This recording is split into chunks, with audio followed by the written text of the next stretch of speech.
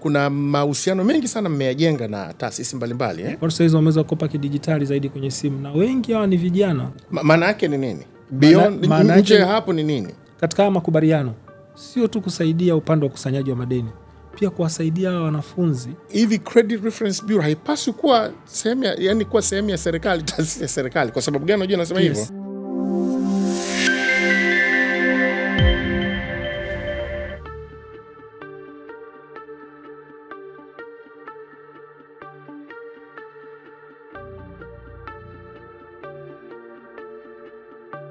Leo nimepata nafasi ya kuongea tena na mtu wa kwanza kabisa kuzungumza naye tulipoanza kuanza kurekodi vipindi hivi vya Credit Info. Fireside Chat alikuwa ni mkurugenzi wa Credit Info mwenyewe, ndugu yangu Edwin Urassa. Sasa leo sijui ni kipindi cha ngapi nimemrudisha tena. Mambo vipi lakini? Aisee, safi sana. Mambo yanakwenda? Mambo yanaenda vizuri. Hapa katikati nini kimetokea? Vitu vingi vimetokea? Aisee, vitu vingi sana. Vizuri, vibaya? Naweza kusema vizuri. Vingi vizuri. Vizuri kwa maendeleo ya uchumi wetu. Tulipozungumza mara ya kwanza kabisa uliintroduce Credit Info. Na si kitu chepesi sana kueleweka kwa sababu inapotajwa kwenye neno kukopa likiingia, mtu ni rahisi kudhani kwamba nyinyi ni debt collectors. Lakini sio debt collectors, sio wakusanyaji madeni. Yaani nyinyi mnafanya kitu kingine ambacho wala hamkamati mtu sijui leta peleka hela. Sasa hebu naomba kwa lugha nyepesi sana. Kwa sababu kwenye kipindi cha kwanza ulitambulisha, lakini natamani leo tumepata nafasi, hebu tuambie Credit Info ni nini na inafanyaje kazi, wateja wake ni watu wa namna gani, na namna inavyoweza kuwa msaada, na kama iko sehemu nyingine vile vile kwa lugha nyepesi tupate kukuelewa. Sawa. Sisi kwa Kiswahili tunasema ni taasisi ya utunzaji wa taarifa za mikopo. Ni Credit Reference Bureau. Na kama taasisi ya utunzaji wa taarifa za mikopo, tunaposema taarifa za mikopo ni taarifa zipi za mikopo? Taarifa za mikopo zinahusisha taarifa za aina mbalimbali. Zinahusisha taarifa zako, tunasema zile za KYC, yani za kukutambua wewe. Tukizungumzia jina lako, tarehe yako ya kuzaliwa, tukizungumzia labda kama ni ID yako, labda ni NIDA, na namba yako ya simu, address unakokaa. Hizo ni taarifa zinazokutambulisha wewe kama yule owner wa ile data. Ni wewe mmiliki wa zile taarifa. Alafu vile vile katika taarifa za mikopo tunakwenda mbele zaidi, tunasema kuna zile taarifa za kifedha, yani financial data. Sasa hapo kuna taarifa za aina nyingi. Inawezekana zikawa taarifa za kuhusiana na miamala yako, yani zile transactional data zako. Inawezekana zikawa taarifa zinahusiana na repayment history, yani kwamba ule ulipaji wako wa mikopo wa huko nyuma. Zote zina fall katika financial data. Na financial data unaweza kusema iko kubwa sana. Lakini sisi kazi yetu kubwa kabisa ni kukusanya, kuzitunza na kuchakata taarifa za mkopaji. Yani tunazikusanya, alafu vile vile tunazitunza kama vile sheria inavyotutaka namna ya utunzaji. Sababu kwenye kutunza sio tu kuzitunza kwamba tumeziweka sehemu, tunatakiwa tuwe tuna uwezo wa kuhakikisha kwamba hizi taarifa haziwezi kuingiliwa na mtu yoyote. Hapa sasa tunaongelea kwenye upande wa data security au data privacy. Data privacy hapo ni usiri, yani tuzitunze kwa usiri, zisiweze kushikwa na mtu mwingine yoyote, zisifikiwe na mtu mwingine yoyote, na mtu mwingine yoyote. Lakini vile vile cha mwisho kabisa tunasema ni kuweza kuzifanya zile taarifa zikaweza kupatikana kwa wale wanaokopesha au wale ambao watakuwa watumiaji wa huduma zetu, yani kama taasisi ya utunzaji wa taarifa za mikopo, ambao ni mabenki, ni microfinance, au ni mtu yoyote yule ambaye anatoa some form ya credit, yani anatoa mkopo, au anawezekana akawa atoi mkopo, anawezekana akawa anafanya vetting. Unaweza kaenda kwa employer leo hii akasema mimi siwezi kukuajiri kama sitoweza kujua mwenendo wa ulipaji wako wa mikopo. Pia wako waajiri ambao wana vigezo vya namna hiyo. Na yeye pia katika regulation, ukiangalia kuna regulation, nimesahau namba yake, ni regulation namba ngapi, lakini kuna kitu wanakiita permissible purpose. Yani ni nani anaruhusiwa kutumia CRB kutumia Credit Reference Bureau na sababu gani zinamfanya aweze kutumia, iko kwenye regulation. Kwa ukienda kule unaweza ukajiangalia sasa wewe kama taasisi nyingine ukajiuliza katika hizi zilizowekwa hapa mimi na fall wapi. Sababu kwa mfano hata unafanya fraud investigation, uhalifu wa kimtandao au uhalifu wa kifedha, labda wewe ni taasisi ambayo una leseni ya biashara namna hiyo, unaruhusiwa kuja kuomba kutumia kwa ajili ya kusaidia. Sasa kwa namna unavyoielezea hivi Credit Reference Bureau haipaswi kuwa sehemu yani kuwa sehemu ya serikali, taasisi ya serikali. Kwa sababu gani unajua nasema hivyo? Unajua swala sio kuwa na data ya wakopaji. Mimi nadhani inatakiwa kuwa na data ya Watanzania wote. Kwa sababu kuna mtu ambaye leo ni future mkopaji. Yaani kuna mwanafunzi ambaye leo yuko kidato cha 6, si ndio? Au kidato cha 4, soon anakwenda kuingia kwa mfano kwa upande wa bodi ya mikopo, si ndio? Anakwenda kuanza elimu ya juu. Lakini kuna mtu anakwenda kuanza kazi. Kuna mtu anakwenda kuanza biashara. Hii haipaswi kuwa na hatupaswi kuwa na data za Watanzania wote. Kuna utunzaji wa data na kupewa tunasema access, yani kwamba kupewa nafasi ya kuzifikia data, kuzifikia taarifa. Yes, kuzifikia taarifa ambazo ziko sehemu. Kwa mfano kama sisi kama taasisi ya utunzaji wa taarifa za mikopo, mabenki yanatupa data za wakopaji. Lakini nikija nikiangalia upande wa NIDA ambaye tayari tunaunganishana, yeye amenipa access ya kufikia data zake, hajanipa data. Benki kule kwenye taasisi ya fedha atakupa taarifa za wakopaji tu. Lakini NIDA ana taarifa za Watanzania wote ambao wametimiza miaka 18. Yes. Yeye ananipa tu access. Kwa hiyo issue sio uhitaji kuwa nazo, isipokuwa unahitaji kuzifikia. Sasa ruhusa hiyo ipo? Ruhusa hiyo ipo kisheria. Na nitakupa tu mfano. Kwa mfano leo hii tunaingia mkataba tumeingia mkataba na taasisi ya bodi ya mikopo. Bodi ya mikopo yeye ana watu ambao wamekopa, ambao amewakopesha yeye. Zile ni taarifa za mikopo za wakopaji. Anayo haki kisheria ya kushare na kutupatia. Anazo yeye zile taarifa za watu wake. Yes. Anawapa nyinyi nafasi ya kuzifikia. Anatupa sisi nafasi ya kuzifikia, au anaweza akatupa nafasi sisi ya kuweza kuziweka huku tukaweza kuzichanganya na rekodi nyingine ambazo tulizonazo. Lakini vile vile anawezekana akawa ana data za watu ambao wanaendelea kulipa, na yeye hiyo data akaamua kwamba tunasema hiyo ni positive data. Anasema hii mimi hapana, basi takushare na nyinyi, tashare na nyinyi negative data kwa wale ambao wamekataa mikopo chechefu.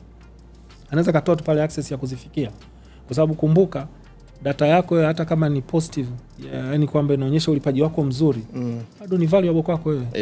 Kwamba ukienda kukopa sehemu nyingine uonekane kwamba wewe ni mtu ambaye unakopesheka kwa sababu umedemonstrate history huku nyuma ya wewe kwamba ni mtu ambaye unaweza kuwa na ulipaji mzuri. Kwa hiyo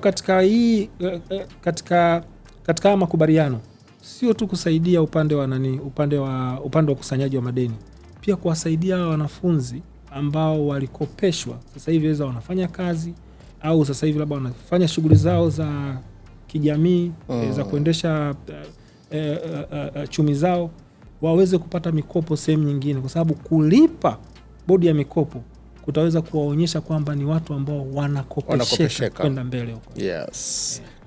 Kuna mahusiano mengi sana mmeyajenga na taasisi mbalimbali. Ni kweli. Ni kweli taasisi nyingi za serikali kwa kipindi nadhani toka tumeanza kipindi cha FireChat. Ni almost 2 years nadhani. Kwa kipindi hicho tumeweza kuingia kwenye mahusiano na taasisi nyingi kama National Housing, bodi ya mikopo, tumeweza kuingia na mfuko wa pembejeo, kwa hiyo nyingi sana. Hii ya mwisho nimetoka kuzungumza na mkurugenzi wa bodi ya mikopo ya wanafunzi wa elimu ya juu. Hebu tupitishe kwanza huko kabla sijakwenda kwenye mambo mengine pia. Bodi ya mikopo ni mdau unaweza kusema mkubwa sana, na ni kati ya taasisi na serikali ambayo tukiachilia tu ile dhumuni kubwa la kuweza kusaidia ukusanyaji wa madeni, lakini kwetu sisi ni mdau mkubwa sana, kwa sababu ukirudi tu hapa nyuma ukiangalia statistic kwenye sensa iliyopita, kama unafahamu zaidi ya 50% ni vijana. Lakini nusu hiyo. Nusu ya population ya Tanzania. Ni nusu ya population. Na ukiangalia upande wa bodi ya mikopo, nadhani wadau wao wakubwa, ni watumiaji wakubwa huduma yao ni vijana ambao wamemaliza wamemaliza elimu ya sekondari kama ni form 4 au form 6, wameenda kwa ajili ya elimu za juu. Kwa hiyo wao wamekuwa ni wadau wao wakubwa sana. Kwa hiyo hii ni population ambayo tunaizungumzia kwa Tanzania sasa hivi. Basi ni population ambayo ukiangalia kwenye sensa, ukija kuangalia upande wa bodi ya mikopo, na sasa kikubwa zaidi ukija kuangalia upande wetu sisi pia huku data tunazozishikilia. Toka tumeanza nadhani mwaka 2013 tulikuwa tuna data zisizozidi hata milioni 1. Leo hii nikikwambia tuna data milioni 15.5 za Tanzania. Ni data nyingi sana, kubwa sana. Hivi lengo ni mnaweza tukawa na idadi kubwa zaidi ya hiyo manake? Na nitakwenda kwenye hilo. Sasa ukiangalia data tulionayo, sehemu kubwa ya wakopaji itakusurprise nadhani kaka Masudi hapa. Kwamba watu wengi wanaweza kazani wengi wamekopa hapa kwenye mabenki, na ndio nitarudi kwenye issue ambayo nilikuwa nazungumzia upande wa vijana. Sehemu kubwa ya almost 80% to almost 90 I would say wamekopa kwenye hizi digital loans, hizi micro loans. Ile hizi ni Songesha, Empower, Nivushe, Kamilisha. Watu wengi sana ndio wamekopa kwa Tanzania leo. Kwa hiyo kwa sasa hivi naweza nikasema kwamba tuko katika kipindi ambacho naweza nikasema kuna watu wengi labda wamekopa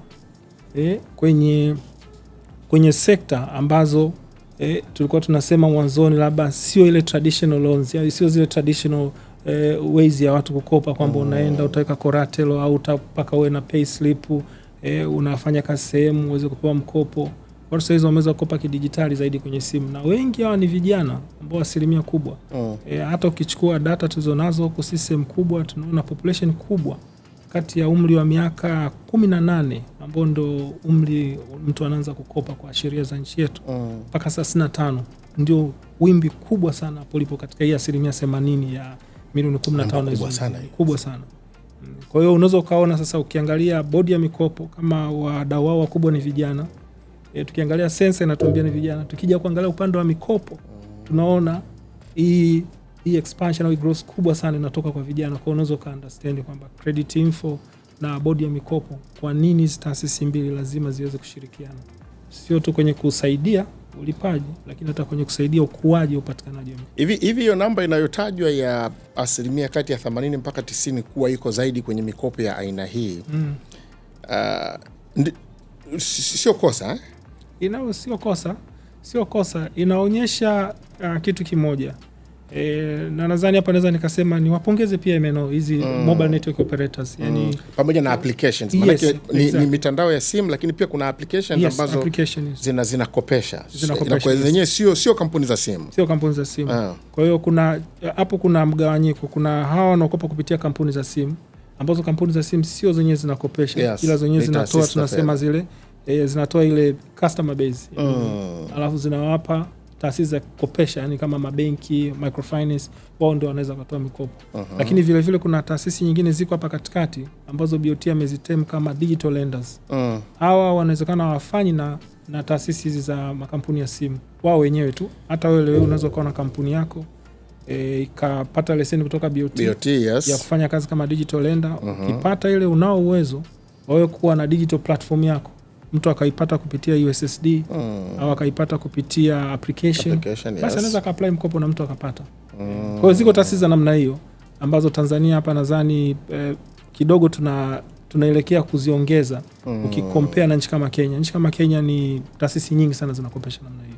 Na hii maana yake ni kwamba taasisi za fedha unavyosema kwamba maana yake kampuni za simu hazikopeshi, isipokuwa taasisi za fedha zinapita kwenye kampuni za simu. Ni watu wanataka sana uwepesi maana yake.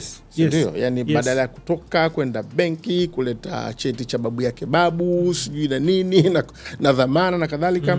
Sasa hivi ulipokuwa umekaa una uwezo ukakopa ukafanya, kwa sababu wakati mtu anahitaji hela ya unga tu kwa mchana huo, si ndio? Alafu ataweka saa mambo yake atarudisha. Kwa hiyo umefuata wepesi zaidi.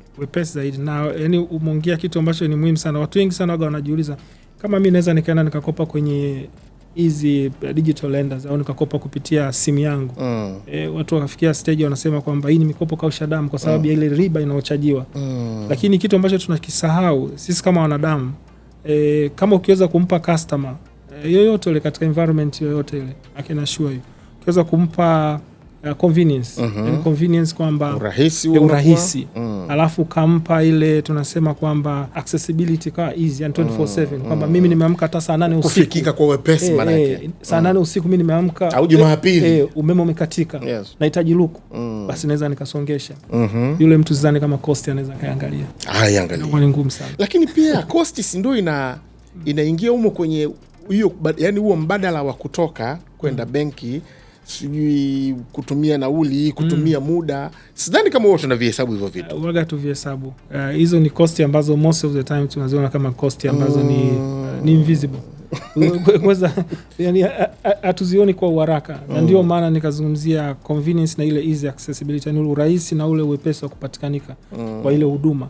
Unamfanya mtu aisahau hiyo gharama unazungumzia. Wajisho unachokisema umenikumbusha, kuna mtu alikuwa ananilaumu kwa nini when it comes to kwenye kulipa watu kwa mfano staff, anasema bwana unakatwa hela nyingi. Naambia lakini unajua kitendo ambacho mimi nimekaa kwenye kiti kimoja nalipa watu 7 au 9 au 12 nikiwa hapo.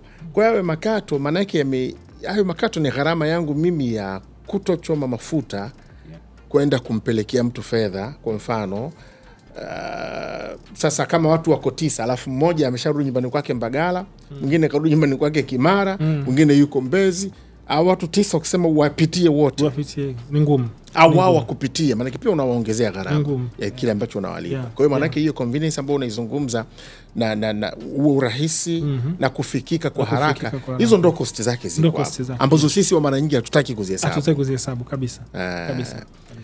Bodi ya mikopo bado nakaa sana hapo. Nje diaspora kwa mfano hivi ile inafanyikaje? Wewe kwa mtu ambaye kwa sababu kule wanayo mifumo ya kusema kwamba we una deni, si ndio? Ni kweli, lakini una deni ndani ya nchi husika. Nyinyi mnafanyaje kiasi kwamba hata diaspora ni Mtanzania yuko Ujerumani lakini Wajerumani au mamlaka za Ujerumani ziwe zinajua kuhusu Tanzania? Yani cha kwanza kabisa ambacho maybe watu wengi wanawezekana wakawa wafahamu ni kwamba taasisi hizi ambazo tunasema za utunzaji wa taarifa za mikopo ambazo ni Credit Reference Bureau ikishaanzishwa kwenye nchi fulani, ni kama taasisi nyingine za namna hiyo zizo nchi mbalimbali zinakuwa zinafahamu. Kwa hiyo kwa mfano leo hii Tanzania kabla ya 2012 kulikuwa hakuna Credit Reference Bureau, kulikuwa hakuna taasisi ya utunzaji wa taarifa za mikopo. Lakini leo hii ukienda Kenya, ukienda Uganda au nchi yoyote tu ile duniani, uko unaomba kazi, ukakutana na employer, yani mwajiri ambaye anataka afanye vetting, na katika requirement yake pale kimojawapo ni kigezo kimojawapo, lazima niangalie Credit Reference Bureau, na wewe umesema ni Mtanzania, amini usiamini, lazima atakuomba ripoti yako au atakuomba kitu na kita clearance letter. Kwa hiyo huo utaratibu upo especially kwa nchi za wenzetu. Kwa hiyo kwa mtu ambaye ni diaspora leo yuko Ujerumani, anawezekana amechukua mkopo Tanzania alafu akulipa, lakini kama anaenda lese kutafuta tu hata rent, anataka kurenti property ndani ya mji wa Berlin au Frankfurt, basi kama yule landlord ana uhakika na anayo taarifa tu kwamba Tanzania kuna Credit Reference Bureau, wengi anakuambia naomba nipate clearance letter yako huko ulikotoka. Na hiyo mifano sisi tunaita hizo ni international report. Yani ni third party ana request kupitia kwako, lazima utoe consent yako wewe kama diaspora au kama Mtanzania kwamba ripoti yangu au clearance letter yangu inahitajika mahali fulani, naomba mweze kuitoa, au tunakupatia wewe, unampatia wewe. Na tumepata hizo request, tunapata hizo request nyingi sana. Achilia tu hata hiyo, hata wewe leo hii umetaka kwenda kuingia partnership investment kwenye nchi mbalimbali, unaweza kuwa na deni limeshafutwa hata ile benki kabisa, imekaa hata miaka 5 miaka 6, basi amini usiamini, ipo siku unaweza kaombwa clearance letter yako, kakutwa katika situation ambayo wewe ulikuwa utegemei. Ulikuwa unadhani kwamba clearance letter unaombwa wewe unaidaiwa. Unaombwa wewe unaidaiwa, unaambiwa nenda kwenye Credit Reference Bureau ambayo liko Tanzania Credit Info, tunaomba utuletee clearance letter yako kwamba wewe hauna deni ambalo umeshindwa kulipa au ulishindwa kulipa huko nyuma au mkopo chechefu. Dunia yako kwenda sio. Kwa sababu unajua hicho unachokisema nakubaliana na wewe. Sasa hivi tumeanza kwenye eneo la kuna kitu anakiita unaenda Wizara ya Mambo ya Ndani. Kinaitwa nini ile? ile wanaita criminal Yes. criminal record letter ile. Exactly, yeah. Yani nimeona ni clearance letter ya kuna mazingira ambayo criminal unatakiwa upeleke ile clearance letter. Ni kweli. Mimi shanitokea unabidi unaenda Wizara ya Mambo ya Ndani wanatoa. Kwa maana yake ni kwamba kwa tulipo hapa, hii namwambia mtazamaji ni bora ujitayarishe kwa sababu ni vitu ambavyo dunia tena imeshakuwa kijiji. Unajua zamani ilikuwa kuna vitu vinatokea kwenye eneo fulani la dunia, alafu vinchi kama Vitanzania havitazamwi. Yes. Viko pembeni. Umeelewa? Kwa hiyo ile ilikuwa inatusaidia kwa sababu kuna siri zetu nyingi sana zinafichikana wanasema. Lakini sasa hivi bana ishabadilika hiyo kitu. Yaani kuna uwezekano ukakikosa kitu kikubwa sana kabisa, kwa sababu ya kutokuwa na clearance hiyo ya namna hiyo. Kabisa. Hatujajifungia tena. Mimi ukiniuliza katika hali tu ya kawaida naweza nikamwambia Mtanzania yoyote kwamba Credit Reference Bureau, taasisi za utunzaji wa taarifa za mikopo, zinatunza hizi taarifa miaka 6 baada ya ile tarehe ya mwisho ya wewe ulipolipa. Yani, rudia hapo. Taasisi za utunzaji wa taarifa za mikopo kisheria tunatakiwa tutunze taarifa zako kwa kipindi cha miaka 6 toka ile tarehe ya mwisho ya mkopo ulipa. Yani kama wewe ulikuwa unadaiwa na benki A alafu ule mkopo ulikuwa unaisha labda tarehe 31 mwezi wa 10 2025, basi tunaanzia pale tarehe 31 2025 tunadi miaka 6 ile taarifa yako inabaki huko. Maana yake ni nini? Beyond nje hapo ni nini? Maana yake ni kwamba kama wewe unadaiwa alafu ukakimbia ukazani kwamba ile deni litaondoka, basi kumbuka mpaka ile deni utakapokuwa umelilipa. Lenda akasema kwamba this is settled on time au settled imekuwa settled. Then from there sisi ndio tunao mandate ya kuweza kuondoa kwenye database. Na bahati mbaya kuna interest. Yes. Wakati mwingine. Yes, lenders wengi wakopeshaji wengi wana interest. Yani tarehe ya mwisho ilikuwa ni shilingi 10,000, miaka 6 baadaye sio 10,000. Yes. Kabisa. Kwa sababu ya fedha yenyewe pia kushuka thamani na kadhalika. Kabisa, kwa sababu hiyo changamoto tumekutana nayo sana hapa. Mtu anakuambia yani huu mkopo nilichukua 2000 ulitakiwa ishe 2013 au 2018. Kwa nini mpaka leo hii bado upo kwenye bureau? Kwa sababu ule mkopo bado uko open. Yule lender bado, yule mkopeshaji bado anakudai. Hajaufunga. Mpaka tarehe atakapoufunga, then sisi kisheria ndio tunaanza kuhesabu miaka 6. Zaidi ya hapo sisi tutaendelea kubakiza mkopo, bado lender anakudai, bado ule mkopeshaji anakudai ule mkopo. Nipe picha ya huyu partner wako mpya ambaye umeingia naye makubaliano, bodi ya mikopo kwa wanafunzi wa elimu ya juu. Picha ikoje? Yani mnakwendaje? Sasa hivi na pia utupe kama kuna mifano ya kitu kama hiki kufanyika sehemu nyingine duniani. Labda nianzie na tulikotoka. Tulikuwa na mahusiano ya MOU, yani kusaini hizi MOU ambazo zimetuweza kututayarisha wote wawili kwamba kila mtu aweze kujua madhumuni na majukumu yake kwenye huu mchakato wa mahusiano kati ya bodi ya mikopo ya wanafunzi pamoja na Credit Info Tanzania. Na baada ya pale tukaenda kwenye mchakato wa kwanza kujiandaa nikimaanisha kwamba kwa upande wa data, kwa upande wa infrastructure, kwa upande wa kufanya integration, kwa upande wa technical team. Kwa hiyo huo mchakato wenyewe umepita. Namshukuru sana Dr. Kiwia, amekuwa kwa kweli mstari wa mbele kuweza kupush kumake sure kwamba hii agenda ambayo tukubaliana mwaka jana inafanikiwa. Na sasa hivi tuko sasa kwenye stage ambayo au hatua ambayo tunakwenda sasa kufanya implementation. Tunakwenda sasa kuchukua data ambazo za wanafunzi wanadaiwa na bodi ya mikopo. Nadhani ukiongea naye atakuwa amekwambia kiasi gani mpaka sasa hizi wameweza kukopesha nadhani kwenye 916 bilioni. Kwa hiyo ni significant amount.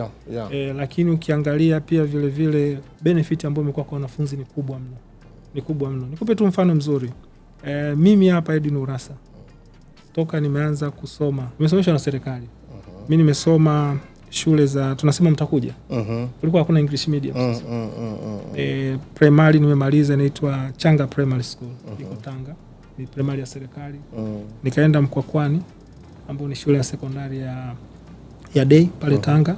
nikafika mpaka form 3 lakini nikaondoka nikaja boarding Pugu Sekondari. Pugu Sekondari ya serikali. Kote huko nasomeshwa na kodi za Watanzania. Lazima tu kweli. Nimetoka pale Pugu form 5 na 6 nikarudi pale nikafanya PCM nikaenda chuo kikuu cha Dar es Salaam. Kwenda chuo kikuu cha Dar es Salaam sisi tumeingia pale tunalipwa 2500. Ile ni kodi ya Tanzania. Nimesomeshwa kote kwa bure na kipindi kile sisi tulikuwa tunapewa 100%, unapewa 100%. Kila kitu unapewa, unalipiwa. Na ndio tulifungua zile hostel za Mabibo. Unajua hostel za Mabibo ile ni NSSF ndio alijenga. Lakini ni pension za Watanzania. Nimemaliza pale nilikuwa na deni, nashukuru Mungu. Kazi nimelilipa. Sasa tunapolilipa, mimi napolilipa na namsaidia anayekuja nyuma. Mwanafunzi mwingine anayekuja nyuma aweze kupata. Kwa hiyo nikijibu swali lako kwamba impact gani? Impact ni kubwa. Naweza kusema kwamba hata ukisema uestimate, yani uifanyie tathmini, ni ngumu sana. Kwa sababu wanafunzi ambao watabenefit, wadogo zetu, kaka zetu, dada zetu wanakuja kwa nyuma ni wengi sana ambao wanaweza benefit na mfumo. Lakini changamoto imekuwa kubwa sana, tunakusanyaje madeni kwa wale ambao wameshapata faida ya bodi ya mikopo. Sasa kuna ambao wameweza kuajiliwa kidogo, imekuwa ni rahisi, naweza nikasema labda kama mtu ameajiriwa kwenye informal sector, rahisi sana mwajiri kuweza kupitisha akaweza kukata. Lakini kuna wale ambao wako kwenye informal sector, tunasema sector ambayo sio binafsi. Sio rasmi ile. Sasa sisi Credit Info nimesema pale mwanzoni kwamba tuna database ya 15.5 million. Sasa mfikiria leo hii bodi ya mikopo ana wanafunzi labda 200,000 au 300,000 ambao ni tunasema hawa ni mikopo chechefu ambao walipi kabisa. Sasa tujiulize pasenti kiasi gani hao 200,000 wanawezekana wakawa na footprint au wako kwenye bureau kati ya ile 15.5 million. Tukiweza kuidentify hiyo population, ina maana sisi ni rahisi sana kwanza kuwasiliana na mabenki husika, au hata bila kuwasiliana wale mabenki husika yote. Sasa hivi kisheria uruhusiwi kutoa mkopo kama hujaangalia Credit Reference Bureau. Kwa hiyo hata bila kuwasiliana nao tunategemea kwamba wale mabenki atakapokuwa anaendelea kutoa mikopo, kumbuka ndio wanatoa mikopo mpaka kwenye simu, isongesha nivushe. Ina maana utakapokuwa unatoa hata kama unataka shilingi 5,000, shilingi 10,000, basi moja kwa moja wewe utaweza kuonekana kama unadaiwa either wa take over, yani kwamba ulipe ule mkopo ili wewe uweze kuwa released na bodi uweze kuondolewa kwenye list ya bodi kwamba unadaiwa, au wanaweza wakaamua kwamba sisi badala ya kulipa haba mkopo wote haba uweze kuqualify kwa hiyo amount kwa sasa hivi, basi unao tukalipa portion fulani kwa kipindi hiki ukaendelea kulipa, kwa sababu inategemea pia na kipato chako katika sekta ambayo sio kwa rasmi unapata kiasi gani. Sababu inawezekana unadaiwa na bodi 300,000 lakini wewe sasa hivi hauna uwezo wa kulipa 300,000. Labda ungeweza kulipa kwa mwezi, labda ungeweza kulipa 50,000 au labda 100,000. Lakini tunajua angalau tunajua Bwana Masudi unasongesha 200,000 kila mwezi. Kwa nini usiachie bodi 150,000 hapo ambayo inaweza kaendelea kukatwa taratibu kupunguza deni lako. Kwa hiyo kuna mbinu nyingi sana, lakini tunachotaka kutarget zaidi kwenye hii informal sector ambayo sio rasmi. Wale ambao wanasema mimi sina income, sina ajira sasa hivi iliyo rasmi, lakini bodi ya mikopo kwa sasa hivi haiwezi kujua kama kweli yule mtu ana income au hana income. Lakini tunaamini kama umeweza kukopeshwa hata kama ni small amount, basi inamaanisha kwamba wewe tayari unao uwezo fulani wa kuweza kulipa hiyo amount ameweza kupewa. Kama umepewa songesha shilingi 100,000, basi tunaamini wewe ile 100,000 unaweza kuilipa on month. Sasa swali la jumla, kwa kipindi ambacho mmekuwepo, najua tulikotoka ni kubaya zaidi. Kwa maana ya kwamba, nikisema kubaya kwa maana ya kwamba huko nyuma ilikuwa yani unaweza ukafanya uhuni na watu wasikufikie. Ni kweli. Tukoje hapa sasa hivi na harakati zetu za kiasi kwamba unajua kitambulisho cha utaifa ni compulsory, ni sababu kuna sehemu utakwama usipokuwa nacho. Si ndio? Usipokuwa hata na namba. Tukoje hapa sasa hivi ukilinganisha na tulikotoka? Bado kuna mtu anaweza akapenya akajificha? Ni ngumu sana, na nasema ni ngumu kwa sababu ya taasisi kuu mbili. Ukiangalia TCRA ambayo ni taasisi inazisimamia hizi taasisi za mitandao ya simu, huwezi kuwa na namba ya simu kama una NIDA. Sawa. Kwa hiyo ina maana wewe kama una NIDA, wewe kama una namba ya simu, basi tunaamini ni ya kwako Masudi, basi nyuma ile namba ya simu kuna NIDA namba. Tunakubaliana. Benki Kuu ya Tanzania ya pili. Benki Kuu ya Tanzania na yenyewe the same. Primary ID wanaoitaka ni NIDA.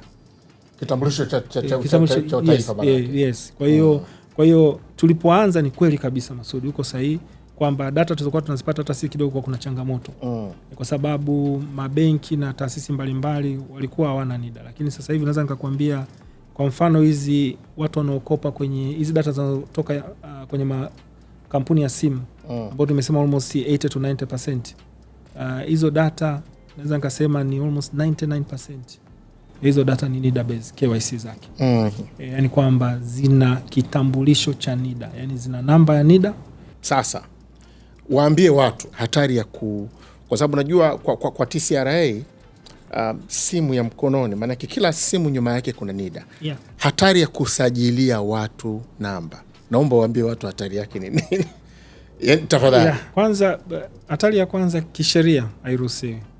Kinachotokea sasa hivi tulichokiona sisi kwenye soko ni kwamba mimi nimeregister namba ya simu alafu ile namba ya simu nimemkabidhi Masudi, mimi nimesajili nyingine tena, tunaruhusiwa sisi kwa zaidi ya namba zaidi ya moja, namba zaidi ya moja. Kwa hiyo ile namba yangu ya simu nimempa Masudi. Masudi amechukua ile namba ya simu, amefanya transaction kule, miamala yake ya kutosha, amepewa kimkopo, aidha ni 100,000, 50,000, Masudi katumia, misilipi, chukua nyingine. Baada ya muda yule ni urasa yule, sio Masudi yule. Sio Masudi, ni urasa. Baada ya muda urasa anaenda kukopa benki, anaambiwa bwana kuna 50,000 unadaiwa. Sasa urasa anakataa, anasema mimi sijai kukopa mimi kwenye mitandao ya simu. Tunazo hizo kesi nyingi sana hapa, nyingi sana. Na wengi tukija tukiwaelezea ndo nakuta sasa ile anapata uelewa. Lakini kabla hapo alikuwa anaona tu kwamba haiwezekani mimi taswira yangu au persona yangu ikatumika kukopa sehemu nyingine. Yani ikatumika kukopa na mtu ambaye mimi sikutoa idhini. Wengi wanasema sikutoa idhini, anakuambia mwingine labda mimi ni mtoto wangu. Mtoto wangu ambaye labda alikuwa chuo, hajafikia umri wa kuweza kusajili line nikampatia. Kwa hiyo hizo kesi zipo nyingi sana. Asa urasa muda umetupa mkono sana. Nadhani tumalize mazungumzo yetu hiyo ya kusajili. Najua kumsajili, najua kwenye tulipata pia nafasi kwenye hicho kitu tulichokaa, walikaa watu wa NIDA na wakatuonyesha namna ambavyo pia wanakwenda mbio sana kwenye kuhakikisha wana keep up, na maana it's all about being able to keep up, kwenda sambamba na mahitaji. Wamekuwa wakijitahidi sana kuhakikisha Watanzania kwa kiasi kikubwa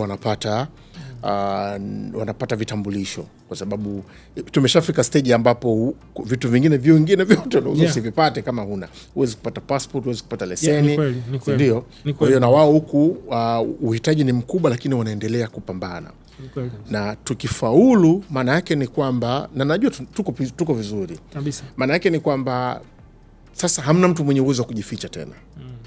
Kwa sababu ni kama social security number inakuwa. Mantiki yake, si ndio? Mantiki yake, yes. Okay. Shukran sana. All the best kwenye mahusiano mapya na bodi ya mikopo ya wanafunzi wa elimu ya juu. Sisi hamu yetu, mimi kwa niaba ya Watanzania wote, ni kuona, kwa sababu fedha iliyokuwa bodi ya mikopo ni ya kwetu, ya Watanzania, si ndio? Hamu yetu kubwa ni kuona kinachotolewa kinarudi kabisa kwa asilimia zote. Zile zinazobakia kidogo ziwe ni za hawa wadogo zetu ambao bado hajapata shughuli ya kufanya. Lakini hamu yetu ni na kwa sababu gani irudi? Kwa sababu hela nyingine tena itoke. Kwa sababu mimi natamani sana serikali sitoe tena fedha, si ndio?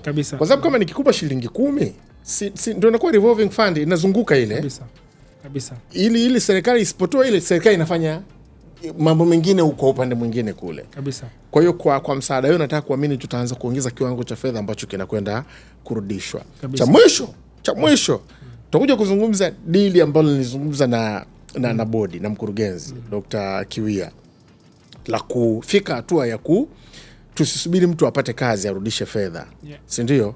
Kwa sababu nyinyi pamoja na nia njema mtakayokuwa nayo kama Credit Info, lakini tukimkuta dogo yuko pale kweli hana hela ya kulipa, hatunaweza kumfunga, si ndio?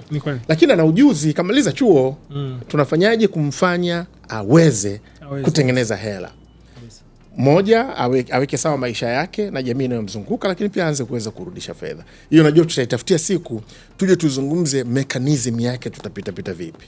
au sio bana? Kabisa. Asante sana kwa niaba ya wote ambao mmeshiriki kuwaletea mazungumzo haya. Mimi naitwa Masud Kipanya, mpaka wakati mwingine tena.